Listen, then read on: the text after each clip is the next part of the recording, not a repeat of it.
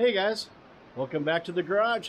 So a while ago I really screwed up my half doors. I just crushed it, as you've probably seen in my other videos. So today I'm going to attempt to try and fix them. A huge dent right here, and as you can see when you close the door, well, let's see if I can get a good enough angle there that it's obviously it's supposed to be in like that.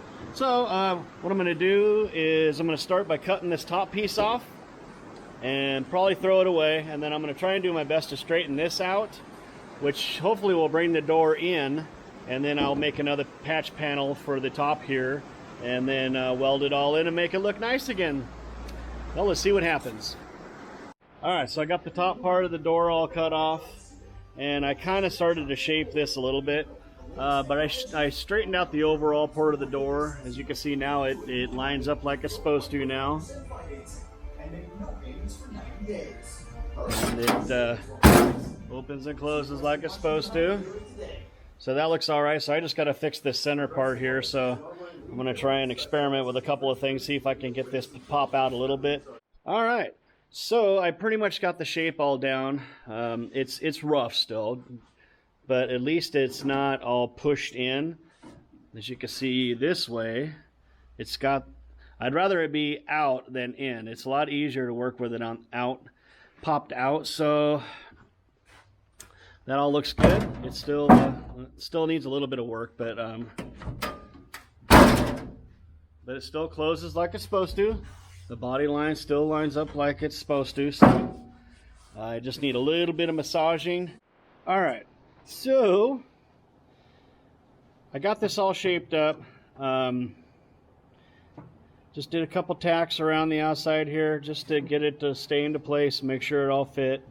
And once I got it all tacked in there, I went ahead and took the body dolly and massaged this down and massaged this corner up, and then I'm starting to tack it into place. Just being careful to space them out far enough to where I don't warp this thing. And I'm just going to go around this whole deal, and then I'll let this cool off. The reason why I let this cool off and only tack weld it like this is for warpage, and also the metal will sag. If it heats up and swells, it will sag down and get it won't be flat anymore. So I just wanted to clarify that, and then I'll come back through and I'll weld in between each one of these. And then, of course, take the flapper grinder down there and clean it all up, make it look pretty. Should be pretty good to go. Okay, well there you go. I've got my first round done. And it's not supposed to be pretty. It's supposed to hold.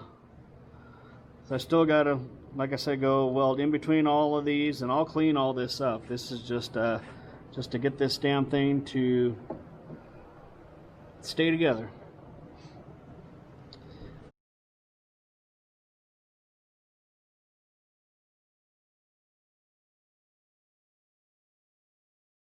All right, looks like I got that all welded up pretty good. Now the fun part, grinding it all down here, and then weld in the holes that I missed. All right, cool. Not too bad though. Doesn't look like I got any warpage at all. Looks like the door's still flat as can be. Not too bad. All right, now on to the next step. All right, so one thing I wanted to go over real quick this morning before I get going is something I do to kind of speed things up a little bit. Is I have two different grinders. I got a 7.5 inch grinder that I usually use for my flapper disc to cut down all my welds and everything else. This thing really kicks ass. I mean, these work really good with the flap disc too, but this thing really does a good job. And then I put my cutting disc on my smaller one, so I can cut and then turn around and grind without having to switch all this stuff up, which really is really handy to make things a lot quicker. All right, same procedure as the bottom of the door. Just basically just cut this piece out right here. And anyhow, since this side was really straight, I welded this on first and I tacked it all up, and then since I knew this side was straight, I could use this, because I know that this is straight, and I know that I cut the piece of metal straight, and then I could just make the outside of the door conform to this. So as you can see, I did the same as the bottom, tack welded all the way across, grind it down. I still got a little bit more work to do to it, but you kind of get the idea of how that works.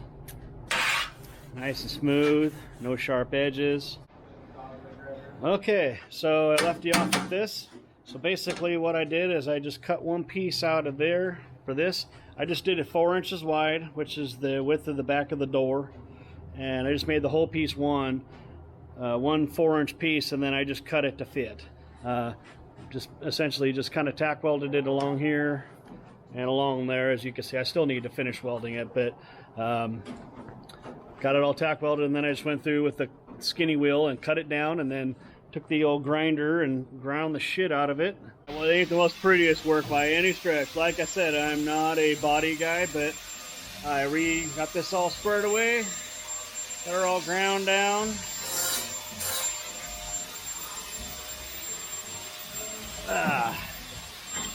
Inside and out. That don't look bad. I mean, it's a wheeler. I'm probably going to kill this door again anyway. And so now I'm onto the front one. Same deal. Tacked it here, here, and here. And then I just gave 1, 2, 3 tacks on each side. And then cut it to shape. So now I'm the painful task of trying to tack the rest of this to this thin metal. Plus I got to fill in some gaps. So anyhow, it's almost done. Looks pretty good though. I'm happy with the progress. All right, well, I got it about as good as it's gonna get for now anyway. I still got to do some more modifications to the door. The wife wants a cup holder here, so I'm gonna eventually do that. So I'm probably just gonna do this in primer just to keep it from rusting. But overall, I mean, it turned out really nice. It's definitely strong, a lot stronger than it was before. So I'm super happy with the way it turned out. Really appreciate you watching my videos. If you get a chance, hit the like and subscribe button. Really helps the channel out a lot if you could do that for me. We'll see you next time.